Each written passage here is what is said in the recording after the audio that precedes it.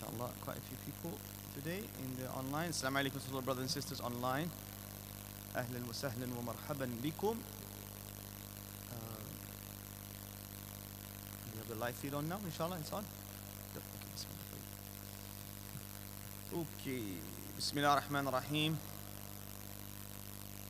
Alhamdulillahi Rabbil Alameen. Wassalatu wassalam ala ashraf al-anbiyahi wal mursaleen.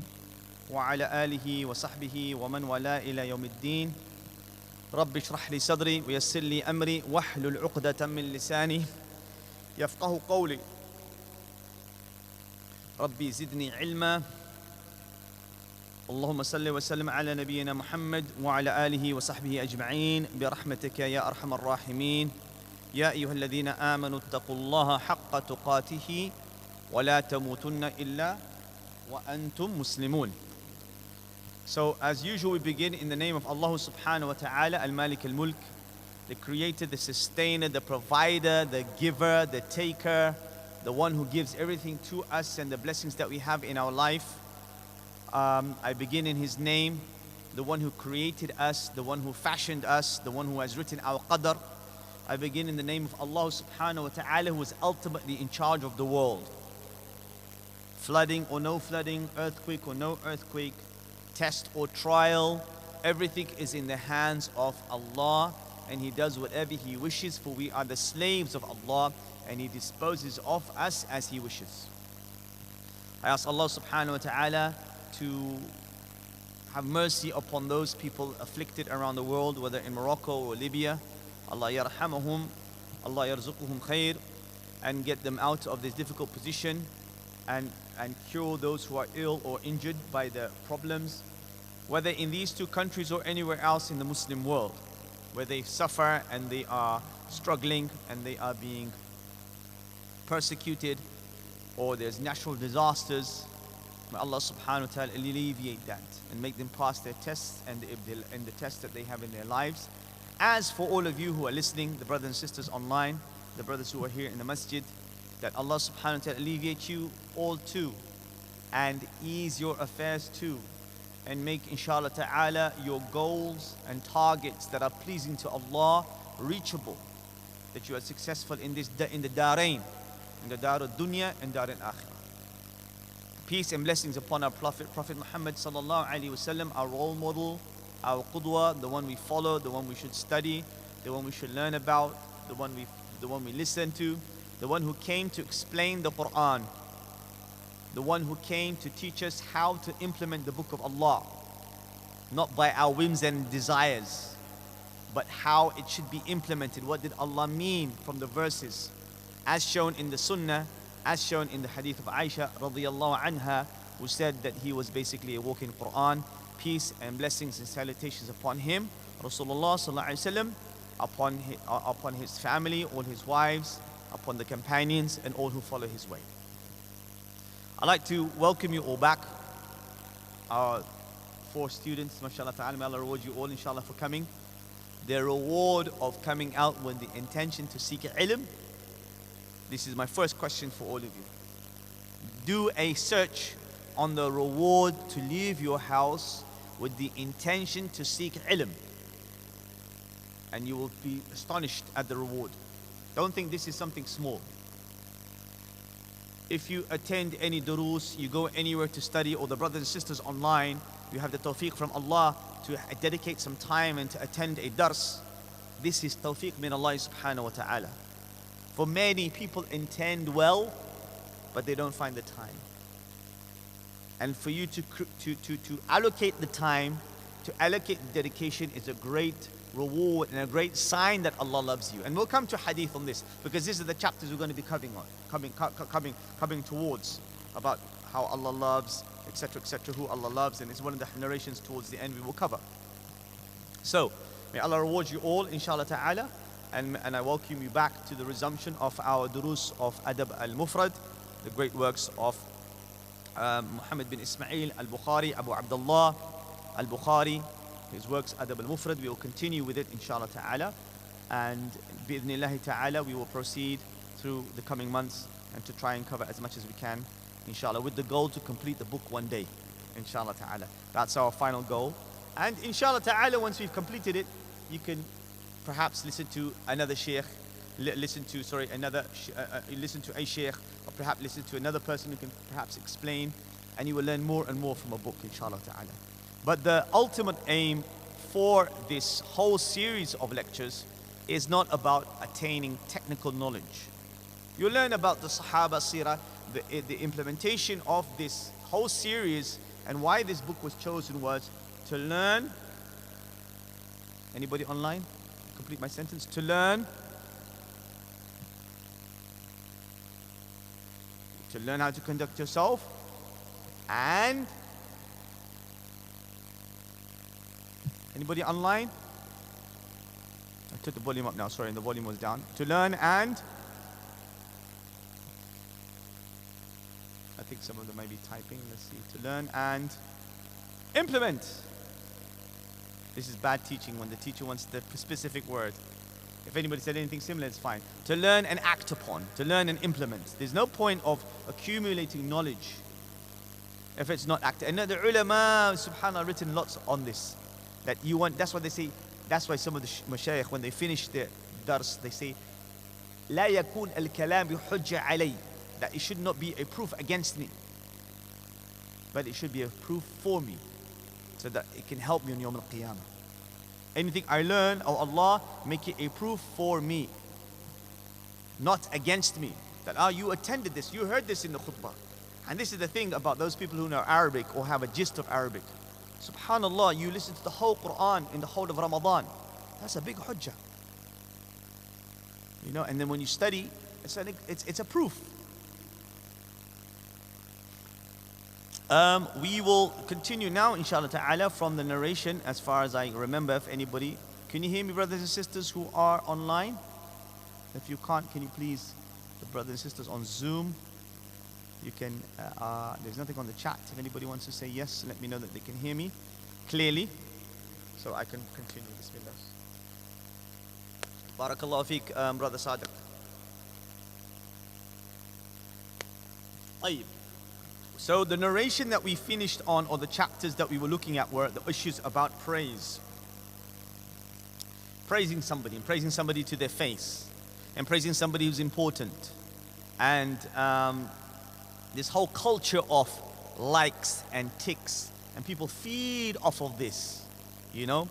The brothers who are trying a long time to make their Instagram channel successful or the YouTube channel successful, and they get sad when they don't get the ticks and the likes, which is a whole new human culture. This is unprecedented. You search for this whole entire, what's the word I'm looking for? Validation from strangers. Validation from strangers. He doesn't even know, you don't even know they exist. But this whole concept of feeding the nafs, feeding this kind of, oh, look at me, look at you, and this is the dangerous, dangerous game which has crept into the Islamic da'wah scene as well. So we should always be careful, because your a'mal, Adab al-Mufrad, is about action. And we said this all at the beginning when we made the foundation. Al-action is a reflection of your heart. And your heart is the most important thing, and the most important element of the actions of the heart are what? Intention. In Arabic, niyyah. But what do we want in our intention? Ikhlas, ikhlas and niyyah. And this is a battle. This is a battle until your last breath. Am I doing it for Allah? Am I doing it from fame? Am I do it to please my wife? Am I doing it to please my kids? Please my peers, my boss? Is it out of habit? This is always revive your intention. Revive your intention. And starting this series again, revive your intention. I'm coming here, I'll come on the train, I take out time, I'll come here early, I log on online, lillahi subhanahu wa ta'ala. And you're getting reward. You get reward. Babu man madaha ash-sha'r. I think we covered this narration, correct? Correct me if I'm not, Dr. Zain, did we cover this? 156. Yeah, chapter 156. Yes, sorry, so you're right. 342. Yes, correct. We covered that one, yeah? Good. So in any case, very quickly, because as is the common practice, The person who praises in poetry. So this is the hadith. Let me just enlarge this a little bit. This is Al-Aswad ibn Suray. قال حدثنا حجاج قال حدثنا حماد بن سلمة عن علي بن زيد عن عبد الرحمن بن أبي بكر عن الأسود بن سريع قال أتيت النبي صلى الله عليه وسلم فقلت يا رسول الله قد مدحت الله بمداح ومدح وإياك فقال. Okay, so the hadith goes on. So I came to the Prophet sallallahu alaihi wasallam. I'll just go to the English just to save time. I came to the Prophet sallallahu alaihi wasallam, and the Messenger of Allah, Al-Aswad ibn Suray said, I came to the Prophet, may Allah subhanahu wa ta'ala have peace upon him, and he said, Messenger of Allah, I have praised Allah and you in poems and praise and elegies, like ballads. And he said, as far as your Lord is concerned, he must be praised. We praise Allah. And so I begin to recite them. Then a tall, bold man asked for permission to enter. The Prophet ﷺ told me, be silent. The man came in and spoke for a time and then left. Then I recited again. Then another man came back and he made me silent again. Then the man left again. That happened 2 or 3 times. I asked, who is this man from whom I must be silent, that I have to keep quiet from? Don't say what you're saying when these guys come in. He replied, this is a man who does not like vain things. Okay. So the sharh of this, even though this is da'if, this narration is actually da'if, the whole gist of this particular narration, Shaykh Abdul Razak Badr explains, is about the whole, first of all, the whole concept of poetry. Okay, so look at the chapter. Imam Bukhari has said, Babu man madaha fi shi'r. Shi'r is poetry. And the root of poetry is basically pumping someone up back in the day. Even now, in the songs and maybe with all the instruments. But the whole origin of poetry was to exaggerate in praising somebody. Okay? And again, our Islam, even though we are allowed to do poetry, and it's a form of eloquent speech, there are still parameters within our poetry. This is why sometimes we have extreme Sufi sects that have poetry, but in some of their words, they've gone too far in praising Muhammad sallallahu alaihi wasallam. And we've been warned by Rasulullah. He said, don't overpraise me. Don't do what they did with Isa ibn Maryam. Be careful of this, etc., etc., etc. So the concept of poetry is there in our culture, but we have to be careful of not going and exceeding the limit. The next issue that he referred to was the iyakum ghalu. Be careful of going into exaggeration, and because this was something that destroyed previous nations. So whereas this person didn't like vain talk, here there is an element of placing poetry into an area of frivolous talk. It's not that so these guys, they don't like vain talk, so be quiet when they come in. Okay, that was the advice of Rasulullah sallallahu alaihi wasallam for them. The next chapter that follows by Imam Bukhari, Babu i'ta'i sha'r idha khafa sharruhu. This is the chapter giving to a poet. Babu i'ta'i sha'r idha khafa sharruhu. That is to give something to a poet if you fear their evil. If a poet comes, right? And I'll explain it in a modern example in a minute. So, anyway, the Abu Nujayd, حدثنا محمد قال حدثنا علي قال حدثنا زيد بن حباب قال حدثنا يوسف بن عبد الله بن نجيد بن عمران بن حسين الخزاعي قال حدثني أبي نجيد أن شاعرا جاء إلى عمران بن حسين فأعطاه فقيل له تعطي الشاعر فقال أبقي على عرضي ابقي على أرضي وأبقي على أرضي. Abu Nujayd said, and he said, a poet came to Imran ibn Hussein, as-Sahabi al-Jalil, and Imran gave him something. And Imran was then asked, you give money to a poet? He said, I was preserving my reputation. Ibqi ala ardi. I was protecting my reputation. Now, this is a principle we've covered before about how you talk to people and how you deal with people that might be a source of harm to you. So you know someone, he's into ghiba left, right and center. You're very careful what you say in front of that person. You know somebody who can harm you. They're going to take some information and they're going to exaggerate. They're going to take some information, they're going to add 10 lies on top. You be very careful with them. This is our teachings of Islam. To be careful how you deal with people. And you don't deal with everybody the same. You don't deal with everybody like your mom and dad. Or your brothers and sisters. Or your kids. Everybody has to be dealt according to the way they conduct themselves. This is the problem people have when they get hurt by Muslims. You get upset by something a Muslim's done to you, or an issue you have with a Muslim, because you didn't deal with that person. Because the Muslim by default should always look at themselves when you have a fitna or a problem in your life. Is it me? Did you deal with that person correctly? And here we have an example of somebody who is a poet that came to a Sahabi and he gave him money, and then he gave him money, and somebody asked him, or it could have been money, it could be, a smile, or it could be, praising somebody, just to deal with the situation, because you fear their evil. They might harm you. Why what they call stoke a dead fire?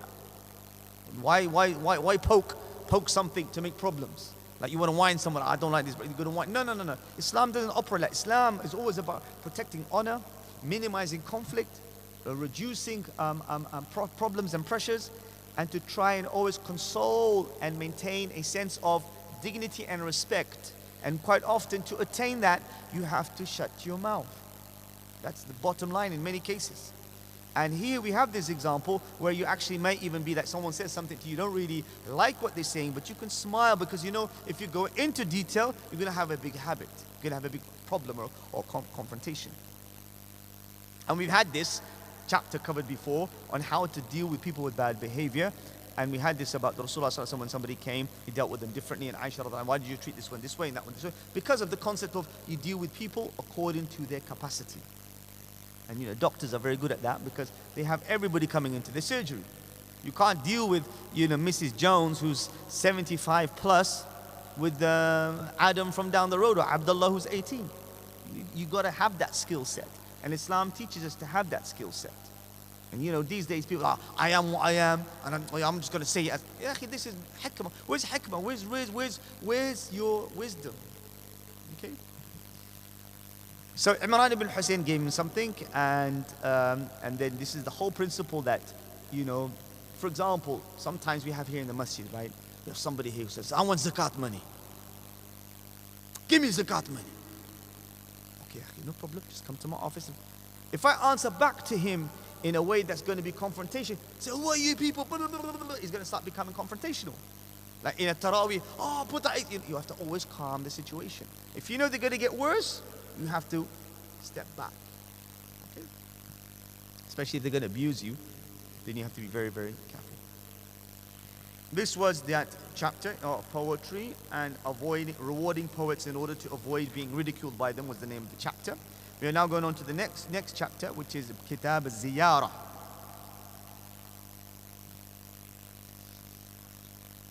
General chapter, Kitab al-Ziyarah. But the bab is bab وَلَا تُكْرِمُ صَدِيقَكَ بِمَا يَشُقُّ عَلَيْهِ. Imam Bukhari subhanAllah is talking about now visitation. Okay, a ziyarah is to visit somewhere, to go somewhere for visitation. Now this is becoming a more and more strange concept as the years proceed. I remember back in the day when we were smaller or younger, you would, mom and dad stick with the car. Okay, we're going to go to London. We're going to stay with your aunts for a couple of days. That doesn't happen too much now. Or the whole concept of dinners and invites. It's kind of, let's go outside and eat. I'll meet you in, Abdullah Kebab House. Let's have nice food there. Or what's one everybody goes to behind East London? They go crazy over there. Yeah, that's one of them. Yeah, that's one of those places. Is it Antep? I don't know. There's another place there. Anyway, let's meet there. So this whole concept of visiting somebody for Allah is generally a dying concept. Whether it's the new generation or whether it's generally families as well. I mean, we all know that things are very different in society. From family structures have changed.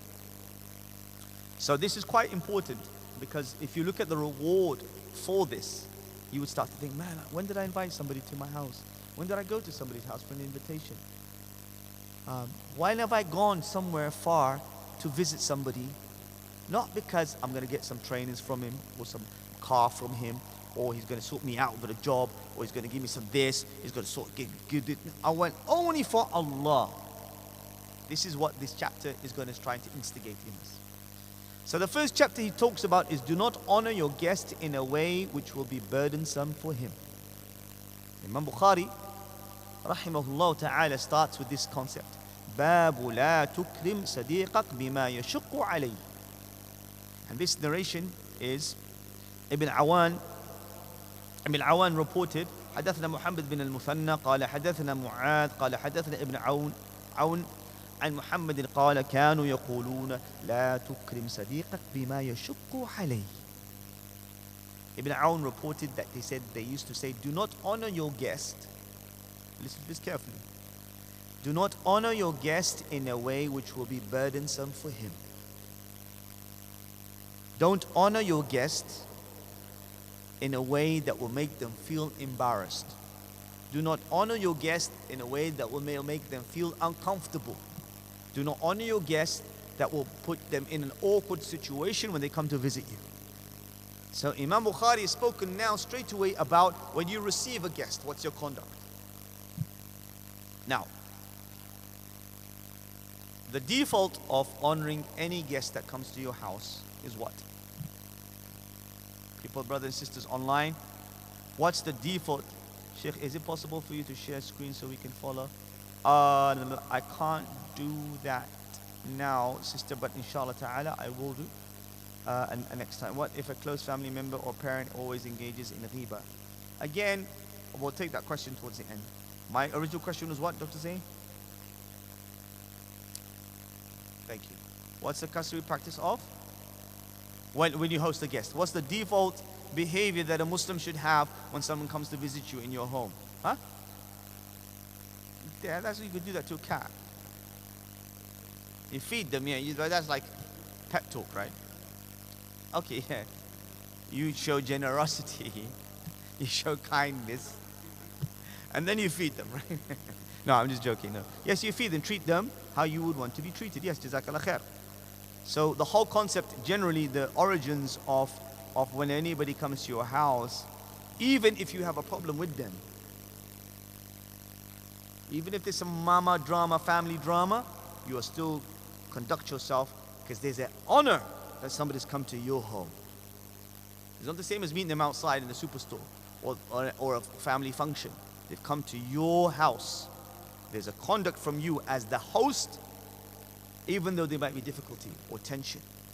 أنت ضيوفي في بيتي. أنتم ضيوف. You are a guest. Now, don't trouble them when you host them. Like I said, when I expanded on the term about not to overburden them, Sheikh Abdul Razak Badr is explaining in his sharh. He refers to the concept of doing things that might embarrass them.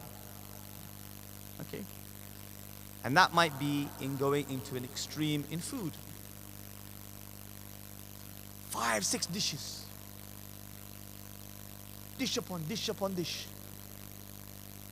Why would that potentially make your guest uncomfortable? Let's think out of the box. Why would that be the case? They might need a washroom, especially if you've got some chilies. But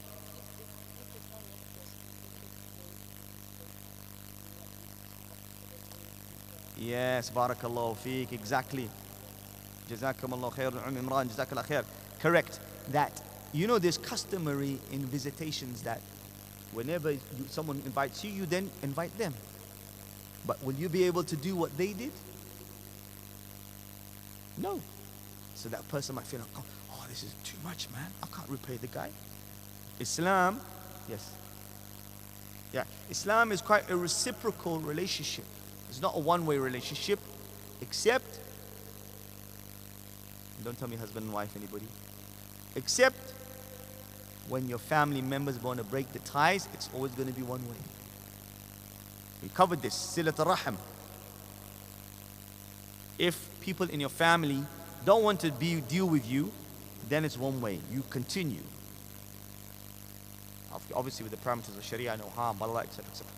But that ties are maintained from your side. But that embarrassment can be like this. You can expand it to what you talk about.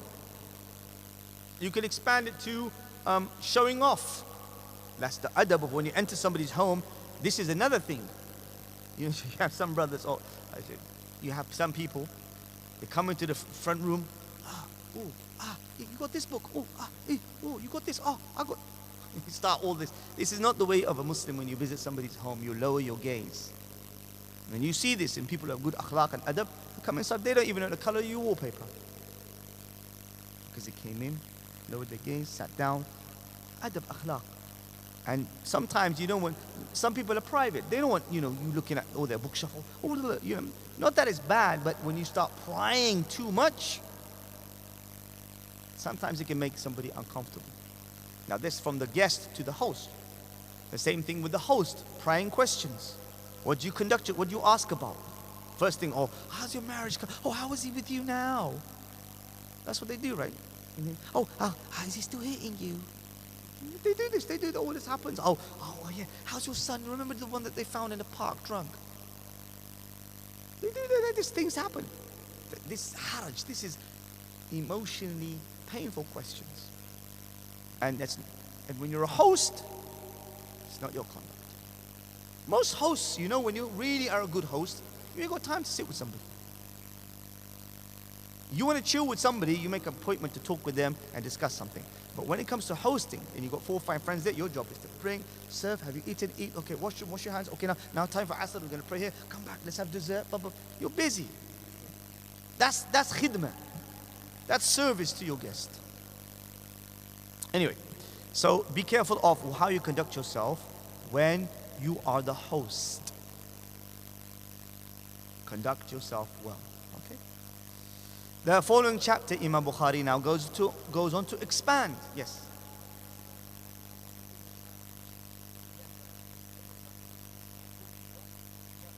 That is because there's a missing link.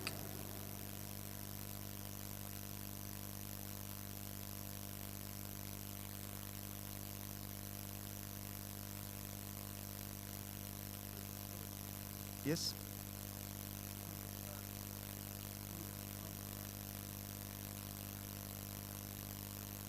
Yes. With his wife all dolled up, yeah? In her full makeup. That's quite tricky. That's a quite tricky thing to do. It depends on your relation. You might be dependent on your relationship. In most cases, if you don't know him too well, behave as if you never saw it. It might be better. But then, yeah. I mean, any kind of look, Amr bil Ma'ruf wa Nahi anil Munkar, enjoining the good and forbidding the evil, is a general principle that needs a lot of wisdom, especially now in this ultra PC sensitive climate of the world. You have to be very careful. You tell the next man any advice, develop a bit of a rapport. You busted him straight, he's going to take it the wrong way. I guarantee you that. Because these days everybody naturally defensive. They want to argue.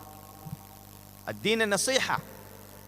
We should enjoy the good and encourage the good, but in a sensitive, mature, wise manner. And that varies from person to person. So the next chapter, Imam Bukhari, rahmatullah alayhi, Amir al-Mu'mineen fil hadith, refers to is Babu Ziyarah. Babu Ziyarati. And this is the hadith where he talks to حدثنا محمد قال حدثنا عبد الله بن عثمان قال حدثنا عبد الله بن المبارك أخبرنا حماد بن سلمة عن أبي سنان الشامي عن عثمان بن أبي سوداء عن أبي هريرة أن النبي صلى الله عليه وسلم قال رسول الله صلى الله عليه وسلم said إذا عاد رجل أخاه أو زاره قال الله له تبت وطاب ممشاك وتبوأت منزلا في الجنة. الله أكبر. Abu Hurairah reported that the Prophet ﷺ said, when a man visits his brother, and this is similar as a sister visits her sisters or a sister, Allah tells him, you have been good Taba, you're good. And your evening will be good, and you can take your place in the garden. Not Hyde Park. Which garden? Jannah. Take your place in Jannah. For what action? When a man visits his brother, when a sister visits his sister, Lillahi subhanahu wa ta'ala, az-ziyara fillah, how you doing? You okay? Haven't seen you. What's happening? And then the greater the distance, the more the reward. Allahu Akbar. Look what you're given. Shaykh Abdul Razak explains, he says that this whole concept of visiting your brother for the sake of Allah gives you a phenomenal reward. Visiting your brother from one town to another town, one city to another city, one country to another country. Reward is from Allah subhanahu wa ta'ala. And the reward will be referred to later on in a few chapters. But first of all, you are encouraged to visit brothers.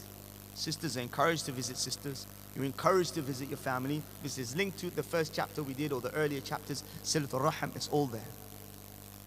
Rasulullah ﷺ did it, and he developed his Sahaba to do it, and he developed a love between the brotherhood that should exist. Regardless of the color of your skin, the language you speak, your background, we love each other for La ilaha illallah Muhammadur Rasulullah. And that's what gives you that reward. That you put all the differences aside, but our common element of at-tawheed and believing in Muhammad sallallahu alayhi wa sallam and Nabiullah, this is your love's foundation. The word that's used in this chapter is ziyara, but if you look at the actual hadith, قال إذا عاد رجل أخاه أو زاره. And here it's, now the word عادة, عيادة, is usually referred to when you visit somebody who is sick. Great reward when you visit somebody who is ill. But if it's somebody you visit regularly, sometimes it's called عيادة as well. You visit somebody regularly, every week you go and see this person, every couple of weeks you go, every 2 days you go, for example, it's also the same term, okay? So, Iyada and Ziyara is, the word Ziyara is often referred to somebody when you go to visit them who is well, okay? All are visits, okay? All comes under the chapter of that, okay? And Tibta wa Taba, you will be given the reward in this world. Look at this, if you do this, you are given the reward in this world and in the akhirah. So you're given, as the hadith says, that you will have a good evening and you are good, but also take your place in Jannah. So you have the reward of the dunya and you have the reward of the akhirah. Tibun nafs. If you are good, because you have a good nafs. What does taba, it means you're good. It means tibun nafs, that you have a good soul. You're a good person. And that means what? You're somebody that avoids sins. You're somebody who generally mentions Allah subhanahu wa ta'ala, and that you are somebody who's kind, have happiness. You visit people for Allah subhanahu wa ta'ala. All of these are taba. These are all characteristics of being a good person. And then to manzila fil jannah, and to take a place in Jannah, this is a reward for visiting your brother, for Allah's sake. Okay? And here, actually, no, this hadith is the one with the missing link, which is Bazzar. And it is da'if, but the principle is sound. Okay, the principle is sound.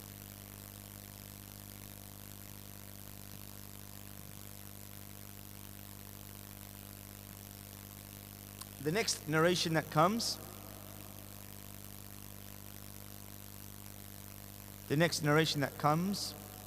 is the narration of Darda.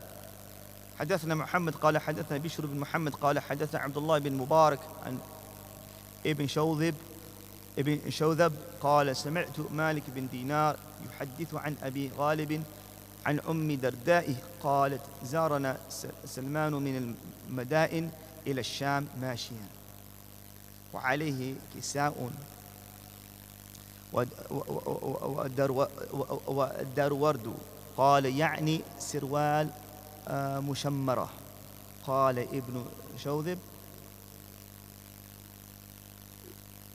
رؤيا سلمان وعليه كساء متموم الرأس ساقط الأذنين، يعني أنه كان أفرش فقيل له شوهت نفسك. شوهت نفسك قال إن الخير خير الآخرة. Darda said that Salman came from Mesopotamia, modern day Syria. Sorry, he came from Madian. What did he? Yeah, Iraq. This is a place in Iraq. This is the explanation. Madain. Not Madian, sorry. Zar Salman bin Madain. This is the place in Iraq. And he came to Syria, Iraq to Syria, to visit us on foot. He came from Iraq to Syria on foot to visit us, wearing a shirt and trousers. And Salman was seen wearing a short with all his hair, was wearing a short with all his hair shaved off and his large ears showing. So he looked quite disheveled. So when he arrived, he was quite disheveled, and he walked, from Iraq to Syria to visit people, lillah. And he said to them, you have made yourself, but the translation is ugly, but you have made yourself unpresentable. And he replied, the real good is the good of the next world. Alaikum salam wa rahmatullahi wa barakatuh. Inna al-khayra khayrul akhirah. So here, this is making us reflect upon the whole concept of what people do to sacrifice in order to visit for the sake of Allah. Now, it might be taking a flight, it might be going on the bus or the coach or the train. You spend money, you get what you need to get, etc., etc. But he walked from Iraq to Sham to visit somebody for the sake of Allah subhanahu wa ta'ala. And this was actually the way of the Salaf. The way of the ulama and the righteous people. They always would visit one another or visit this town. And then they all didn't have cars or buses or infrastructure that provided transport. They could have had donkeys, they'd be walking. And this ziyarah they would do because they knew the reward from Allah, that you visit somebody for Allah, the potential reward is great. وَلِوَجْهِ اللَّهِ. And there's a cut in the narration. But he said khair is the khair of the akhirah. I said, don't worry about this. The goodness is the reward in the akhirah that I'm going to get. And وَالْآخِرَةُ خَيْرٌ وَأَبْقَى. Allah subhanahu wa ta'ala says in the Quran, وَالْآخِرَةُ خَيْرٌ وَأَبْقَى. Surah which surah? Duha. Surah Al-A'la. My bad. وَالْآخِرَةُ خَيْرٌ وَأَبْقَى. Okay. The good that will in the akhirah is the one that will be staying. Man ahabba. Okay, I've got this in the wrong direction of the text. Here we go. أبي موسى الأشعري أن رسول الله صلى الله عليه وسلم قال من أحب الدنيا أضر بآخرته ومن أحب الآخرة أضر بالدنيا فآثر ما يبقى على ما يفنى. He said that the one who loves this world will quite often harm, or the one who loves this world will quite often, because of his love of this dunya, he will harm his akhirah. When somebody prioritizes this dunya over the akhirah, or makes the pressures of the world or the conditions of the world a greater priority, they will do it at the expense of their akhirah. Whether that's the ibadah or the way you think or your actions. If you love this world, it will take a slice from your akhirah. وَمَنْ أَحَبَّ الْآخِرَةُ. And whoever loves the akhirah, أَضَرَّ بِالدُّنْيَا. Quite often you will harm your world. So from a worldly perspective, maybe you lose out on something. I can't do something because it's haram. I can't take this money because it's haram. I can't work here because it's haram. And it might damage your dunya, but you will get the akhirah. And the most important is the thing that will remain and not finish, which is the akhirah. So the translation, whoever loves this world will harm his afterlife, and whoever loves his afterlife will harm his world. So prefer what remains over what perishes. Prefer what remains over what perishes. So here, in summary, we are told that Visiting somebody has great reward, and the difficulty gives you great reward. And look what they were able to do in those days for the sake of Allah subhanahu wa ta'ala. Imam Bukhari goes on to the next chapter. Someone who visits people and eats with them. Babu man zara qawman fata'ima indahum.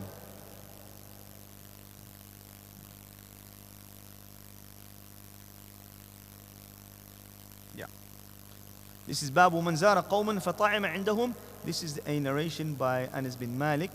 حدثنا محمد قال حدثنا محمد بن سلام قال حدثنا عبد الوهاب عن خالد الحذائي عن أنس بن سرين عن أنس بن مالك أن رسول الله صلى الله عليه وسلم زار أهل البيت من الأنصار فطعم عندهم طعاما فلما خرج أمر بمكان من البيت فنضح له على بساط فصلى عليه ودعا لهم.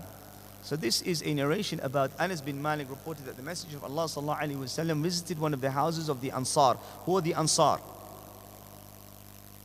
People of Medina. Why were they, and who were the other group? Muhajirin. Ansar well known. What does Ansar mean? Helpers. What does Mujahideen? Muhajirin mean? Huh? Those who emigrate. Excellent. Those who emigrate for Allah subhanahu wa ta'ala. Okay.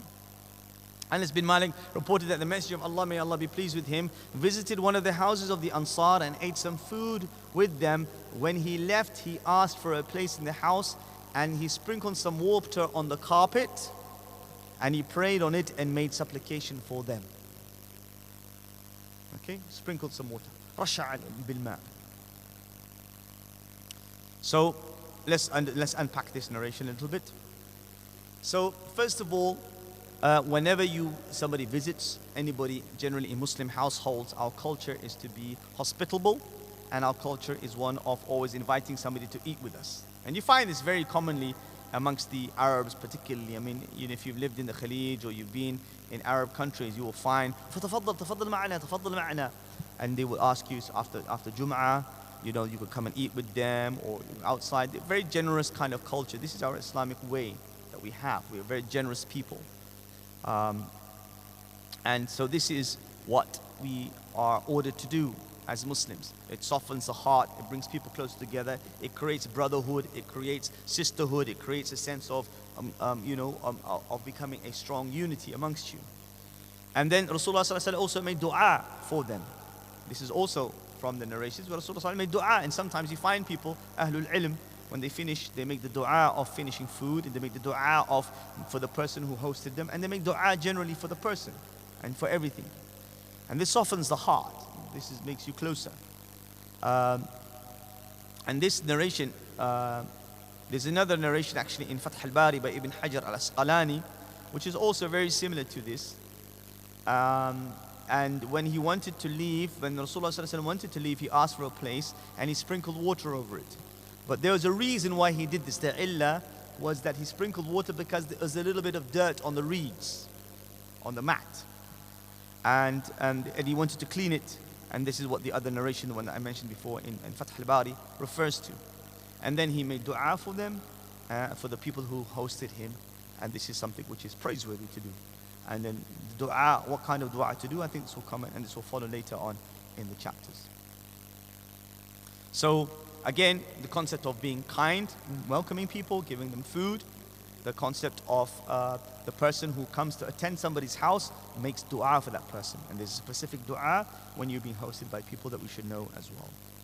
The following narration that comes after that is by Abdul Karim أبو عن حدثنا صالح بن عمرو الواسطي عن أبي خلدة قال جاء عبد الكريم أبو أمية إلى أبي العالية وعليه ثياب صوف قالوا أبو العالية إنما هذه ثياب الرهبان إن كان المسلمون إذا تزاوروا تجملوا. This is very interesting now. And I think this will be the last one we cover today, inshallah ta'ala, last narration. The narration is 348. Abdul Karim ibn Umayyah came to Abu let me see how they put it in Arabic, the English. Al-Aliyah, Abu al-Aliyah, and on him were woolen clothes. So Abdul Karim came to Abu al-Aliyah and he was wearing woolen clothes. So Abu al-Aliyah said to him, these are the clothes of the monks. You know the monks, the brown ones that they wear, rough woolen clothes. As the Muslims, when he said, when you visit one another, you should beautify yourselves. You should beautify yourselves. So in this athar, we are told about where there was some common dress being worn in wool. And he rebuked this particular individual in this athar. And the first thing we have to understand is they knew each other. And when once one rebuked the other, he knew of the other's status, that he does have money, that he does have the means to dress nicely and presentably to when he comes to visit somebody. And the ruhban, as mentioned about the monks who used to just be ascetic, who weren't not interested in the world, and they would punish themselves to an extreme and of going against the nature of which man has been created. So the concept of visiting your friends, when visiting people, and I think this again is a bit of a dying culture, is you should look smart when you visit somebody. I think the ladies do it anyway, but sometimes they go too far. Makeup, bright, I'm gonna wear my pink scarf, you know, all this kind of bit too much in the styling, and say they go a bit too much on that. You can wear nice clothes, but you can wear a proper abaya over it, and then go there and take your abaya off, no problem. But the men, they go in like t-shirt and shorts, like they're going to watch a football match. You're going to somebody's house for dinner. There is an adab, there is a culture in our Islamic identity that creates, when you go to visit somebody, you smell good, you wear good clothes, you often take a gift. This is what our Islam teaches us. It doesn't have to be something expensive, it's symbolic. But to go somewhere and dress well when you visit somebody is part of our Islamic teaching. Even more so is when we come to visit the house of Allah subhanahu wa ta'ala. Ya bani Adam, خذوا زينتكم عند كل مسجد وكلوا واشربوا ولا تسرفوا إنه لا يحب المسرفين. Allah subhanahu wa ta'ala says this in the Quran, and one of the best places to visit is the house of Allah. That when you come to the house of Allah, try to wear your best clothes, your cleanest clothes, especially when you're praying, and in this case the context of praying around the Kaaba, and the Mufassirin explain this is about generally the masajid. And eat and drink, but waste not with extravagance. Certainly Allah does not like people who are wasters and who are extravagant. Yes. So try to look smart when you're invited anywhere. The Salaf al-Salih, we used to dress well. Some people, they have money, but they never spend on themselves. From some kind of, migrant mindset, extreme kind of punishing. Islam wants you to, what Allah gives you, you should try to show on yourself. Islam likes you to have the blessings that you have, but you should show that you have those blessings as well. And the ni'mah that Allah has given, if you have the means, try. And this was the case of this narration, where the other person knew that the other one had the means to look smart, but he came in these old, tatty, woolen clothes, which resembled the ruhban, the monks. And so he made reference to it. So this is why we should be careful of them. The final narration I think we'll do now, inshallah ta'ala, very quickly, so we can finish on this chapter. And then after that we'll be going on to the chapter of Babu Fadl al-Ziyara, the excellence of actually visiting. Then you'll see more vivid descriptions of the rewards of the person who visits somebody for the sake of Allah subhanahu wa ta'ala. So Imam Bukhari rahimahullah ta'ala, Amir al-Mu'mineen fil hadith, then makes reference to a narration that we've covered previously already, where he said that the Prophet Muhammad, Abdullah ibn Umar, said Umar found a silk robe and brought it to the Prophet sallallahu alaihi wasallam, and he said, wear this on Jum'ah and when delegations come to visit you. When delegations come and Yawm Jum'ah, wear this. The Prophet, peace be upon him, sallallahu alaihi wasallam, said, only someone who has no portion in the next world would wear this. Because why? It was made of silk, and silk is haram for men. Then the Messenger of Allah sallallahu alaihi wasallam was given some robes as well from other people, and he sent those robes to Umar and Usama and one to Ali radiyallahu anhum ajma'een. And Umar said, O Messenger of Allah, you told us not to wear these silk robes, but you've given us these as gifts. The Prophet sallallahu alaihi wasallam said, you can sell it or you could use it so it can take care of your needs. Sell it and use the money for your needs. Okay. So here, Imam Bukhari narrates this narration. Hullul Istabraq. He's referring to these kind of clothing, and which was offered by Umar radiallahu anhu, who offered this. He liked it. U'jibu bi.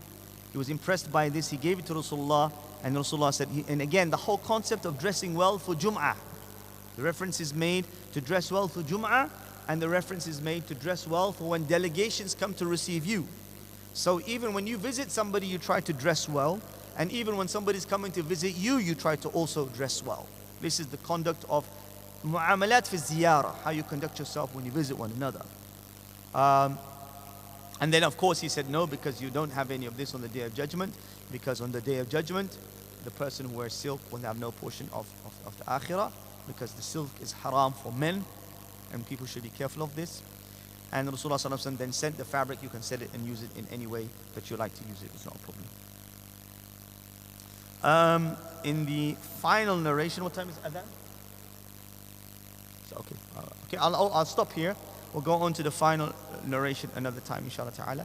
And this is one which really, if you've got it, the English, I'll read the English actually. I'll just read the English and then we'll explain it in the next lesson, inshallah. Babu Fadl al-Ziyara. This is the chapter of the benefits of visiting. Abu Hurairah reported that the Prophet ﷺ said, a man visited a brother of his in a village. Okay. زار رجل أخا له في قرية فأرصد الله له ملكا على مدرجته فقال أين تريد؟ قال أخني في هذه قرية. فقال هل له عليك من نعمة تربها؟ قال لا إني أحبه في الله. قال فإني رسول الله إليك أن الله أحبك كما أحببته. And this is again this dying concept of visiting people for the sake of Allah. Abu Hurairah radiyallahu anhu reported that the Prophet sallallahu alaihi wasallam said, a man visited a brother of his in a village. So he moved from point A to point B. He moved from city to city, from village to village. And so Allah subhanahu wa ta'ala placed an angel in wait for him on the road, observing him on the road. And he asked that person, where are you going? And he replied, to a brother of mine in this village.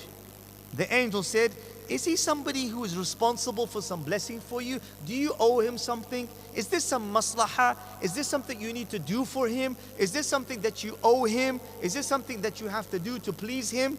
He said, no, I am only going to visit him liwajhillah, for Allah subhanahu wa ta'ala. And then the angel said, I am a messenger of Allah to you, and Allah loves you as you love him. This is the status of ikhlas and niyyah. His action was physical visitation, but if it was for a maslahah for the deen, or for some contacts, or for some business, or for some money, or to achieve something, that reward will not be there. That reward is there because he had ikhlas and niyyah. And this is the most important aspect of the qalb. A'mal al-qulub, ikhlas and niyyah. You didn't go there for some maslahah. You didn't go there for some reason. Al-madraja is a tariq. The angel sits on the road, on the way, that you're going to visit a brother only for Allah. These days, what is it now? Sometimes you get a WhatsApp message. Maybe someone give you a little message on Instagram. People are disconnecting from this whole concept of ziyarah lillahi subhanahu wa ta'ala. Not only, forget even the families. People disconnected from families. Oh, I haven't seen my uncle. People even don't have the meat. They don't do it. They don't take it seriously. As-silat al-rahim, akbar sabab al-rizq. You're good with your family. It's a phenomenal opportunity Allah subhanahu wa ta'ala to give you good rizq and khair. And we covered this in the chapter of Babu Silat al-Rahim. So the families people don't do, let alone visiting brothers for the sake of Allah. People are busy. Ask yourself, when was I invited last? When did I invite last? When did I make time to go and see somebody? For Allah. Not so he could do something for me, so he could buy something from him, or I could sort something out for me. No. It's for Allah subhanahu wa ta'ala. And again, this on Day of Judgment, al-muhabina fillah, those who love for Allah subhanahu wa ta'ala's sake, will be from the 7 who are shaded on Yawm al-Qiyamah. You'll only visit somebody because you love them. And you'll only visit them for Allah because you love them. Somebody will remember you for something good you've done. Wallahi, ahibbuka fillah. That's translated into action. That action is visitation. That visitation gives you ajr. That ajr is Jannah. Something small. Al-ziyara fillahi subhanahu wa ta'ala. Allah subhanahu, أين متحبون فيه أين متزاورون فيه. Allah will, there's another narration where Allah subhanahu wa ta'ala say, where are those who used to visit each other for Allah? Where are those people who used to visit each other for Allah subhanahu wa ta'ala? And we know from the other hadith, and I'm going to close now, that there, if you have these three things, you will feel halawat al-iman, the sweetness of faith. One is that you love Allah and a Rasul more than anything else. That's your priority. I want to listen to Allah and I'm going to follow the way of the Prophet Muhammad sallallahu alaihi wasallam. That's my priority number one in life. No wife pressure, no husband pressure, no family pressure, no society pressure, no boss pressure. My criteria is Allah wa Rasul. And then I love a person for Islam. We're all here, different colors, different languages here, different backgrounds, different ages. We shake hands, why? Assalamu alaikum wa rahmatullah. This is a dua from me to you, because I love you for the sake of Allah. This is our Islam. That's what our Islam teaches. Our brothers suffering in Morocco, our brothers suffering in Libya. We heard the pain of the brothers in Palestine. Why? We should love them for the sake of Allah subhanahu wa ta'ala. So the person who loves somebody for the sake of Islam. And then the third thing is the one who hates to go to kufr, like as if it's like going into the fire. If you have these things in you, Rasulullah said you will have the halawat al-iman. That Allah and Rasulullah is the most important thing, that you love for the sake of Allah, and that you hate kufr. Actually, you don't like it. People who don't deny Allah, it hurts you. That's iman. Yeah, everybody live their own. Everybody has the right to be what they want to be. You are upon Deen al-Haq, Deen al-Islam. You should worry about your neighbor. You should worry about the shopkeeper. You should worry about the next man. Yeah, akhi, there's going to be a day, there's going to be nothing. Allah's going to take you to account for your deeds. And you're going to stand there. And if you don't have La ilaha illallah Muhammadur Rasulullah, what you have, you're going to be lost, finished.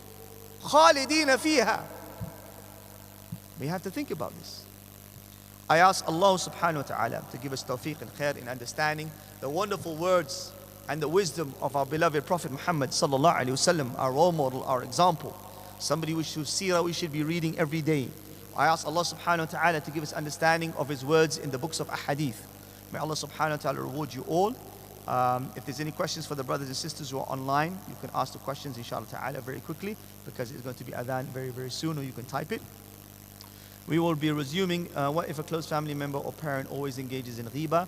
If you have family members who commit sins, you have to always be very careful how you'll deal with them, but does not mean being disrespectful. Just because somebody is bad Islamically, somebody commits sins in your family, does not mean you be disrespectful to them so that they will be disrespectful to you. You enjoin the good and forbid the evil with wisdom and patience. That's our Islam. People smoke in your family, somebody does ghibah in the family, or somebody's not praying the 5 times prayer. To be aggressive or to abandon them is not the way of our Islam. Our Islam is always there as the way of the Nabi sallallahu alaihi wasallam, like Nuh alayhi salam, 950 years. 950 years calling people to Islam. We can't call our own son, we can't call our own uncle, our people in our family, our neighbor. We can't be patient with them. You enjoin the good with sabr. You enjoin the good by reminding them again and again. Like a broken record, call it what you like. But amr bil ma'roof wa nahi anil munkar, there's a great reward. That's another topic altogether, enjoining the good and forbidding the evil. That's our Islam. We encourage goodness and we discourage people doing bad deeds. So you have to encourage them and you have to be very careful with them, inshallah. There's no other questions here online. I'd like to close, inshallah ta'ala. Barakallahu fi. We'll resume next week. I will maybe have a slight adjustment of the timing because of Maghrib time. Subhanakallah wa bihamdik ashhadu an la ilaha illa ant